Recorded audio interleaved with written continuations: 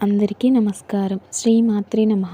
మీకు మీ కుటుంబ సభ్యులకి ఆ అమ్మవారి ఆశీస్సులు ఉండాలని కోరుకుంటూ, శివుడికి అత్యంత ప్రీతికరమైన రోజు శివముక్కోటి. మార్గశిర మాసం ఆరుద్ర నక్షత్రం ఉన్న రోజున శివముక్కోటిగా పిలుస్తారు. మహాశివరాత్రితో సమానమైన ఈ శివముక్కోటి రోజున ఈ కథ వింటే కోటి జన్మల పుణ్యఫలం లభిస్తుంది. శివుని ఆజ్ఞ లేనిదే అడుగైనా ముందుకు కదలదు. ఆయన కరుణిస్తే వరం, ఆగ్రహిస్తే కలవరం. ఒకరోజు పరమేశ్వరుడిని ధ్యానిస్తూ మహాదేవుడి ఆవిర్భావం కోసం సుత మహర్షి శౌనకాది మహర్షులకు ఈ విధంగా చెప్పెను. సృష్టికి పూర్వం అంతా జలమయమే. ఎక్కడ చూసినా నీరు తప్ప ఏదీ లేదు. అటువంటి మహాజలం నుంచి ఒక గొప్ప తేజస్సు ఉద్భవించింది. ఆ తేజస్సే క్రమక్రమంగా ఒక ఆకారంగా మారి అదే పరబ్రహ్మగా రూపుదిద్దుకుంది. ఆ పరబ్రహ్మమే పరమేశ్వరుడు. అలా సృష్టికి ముందు ఉద్భవించిన పరమేశ్వరుడు విశ్వాన్ని సృష్టించాలని భావించాడు. పరమేశ్వరుడు ఎడమ భాగం నుంచి ప్రకృతి స్వరూపిణి అయిన ఆదిశక్తి ప్రభవిస్తుంది. ఆ ఆదిశక్తియే పరాశక్తి, పరదేవత, జగన్మాత. జగన్మాత రూపాన్ని వర్ణించడం సామాన్యుడికి సాధ్యం కాదు. మహాశివుని మాదిరిగానే మహేశ్వరి కూడా 3 కన్నులతోటి ప్రభవించింది.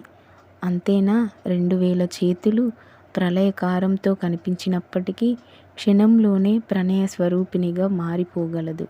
ఈ తల్లే సకల చరాచర సృష్టికి మూలంగా చెబుతారు. ఇలా ఆదిశక్తిని ప్రభవింపజేసి ఆమెతో విహారానికి బయలుదేరాడు పరమశివుడు.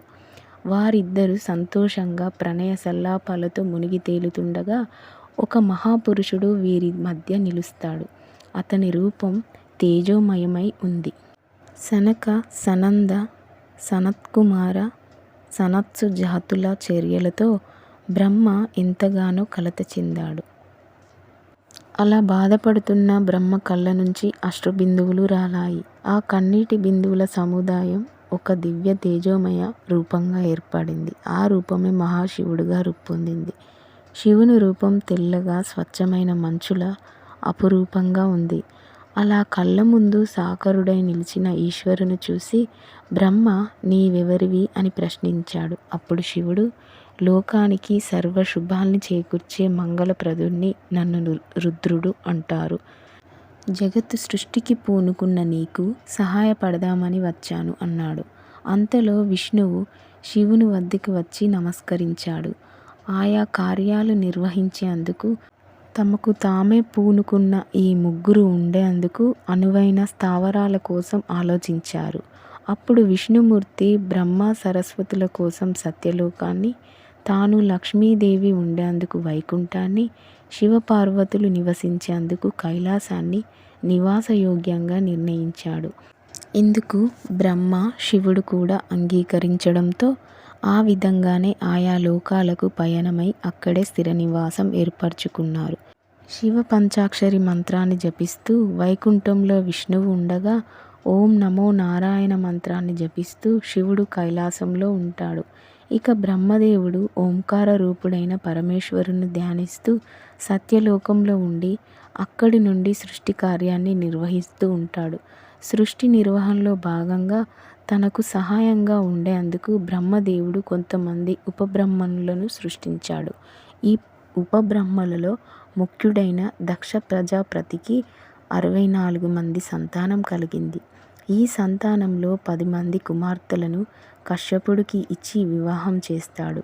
అలా కశ్యపుణ్ణి వివాహం చేసుకున్న వారిలో అదితి, దితి, వినత, స్వస, కద్రు, ముని, అరిష్ట, మాతంగి, తామ్ర ఇలా అనేవారు ఉన్నారు.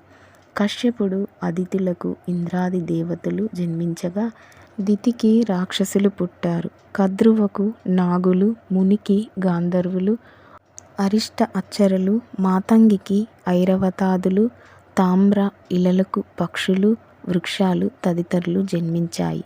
అదితి కడుపున పుట్టిన వారంతా మంచి గుణాలతో త్రిమూర్తులను స్మరిస్తూ ఉంటారు. అందుకని స్వర్గపట్టణాన్ని వీరు ఉండేందుకు నివాసయోగ్యంగా నిర్ణయించారు. అంతేకాదు ఈ దేవతల్లో ఇంద్రుణ్ణి స్వర్గాధిపతిగా నిర్ణయించారు. అలాగే యజ్ఞయాగాల్లో ఆవిర్భాగాన్ని తీసుకునే అధికారాన్ని కూడా వీరికి కల్పించారు. కానీ దితికి పుట్టిన వారంతా తామస గుణంతో లోకాన్ని కల్లోలపరిచే గుణం కలిగి ఉన్నారు. అలాగే ఇతరుల బాగు చూసి అసూయతో వేగిపోతూ అందరినీ తల్లడిల్లా చేస్తుంటారు.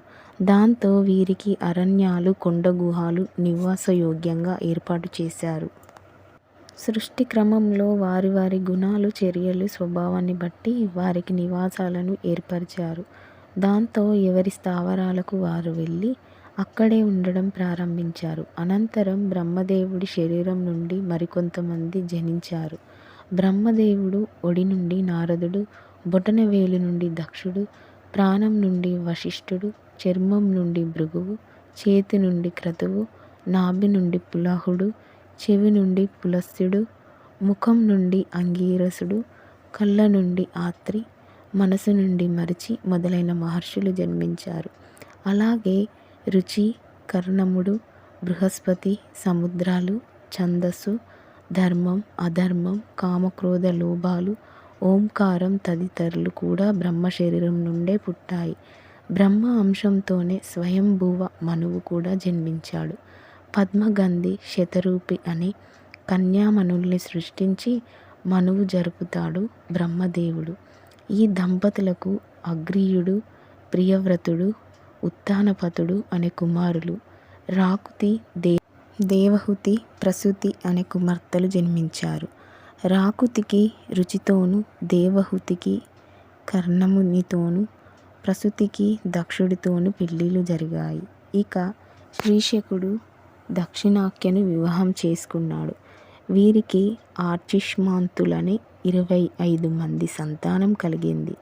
దేవహుతికి కర్దముని వల్ల కపిలుడు జన్మించారు. ప్రసూతికి దక్షుని వల్ల 64 మంది పుత్రికలు జన్మించారు.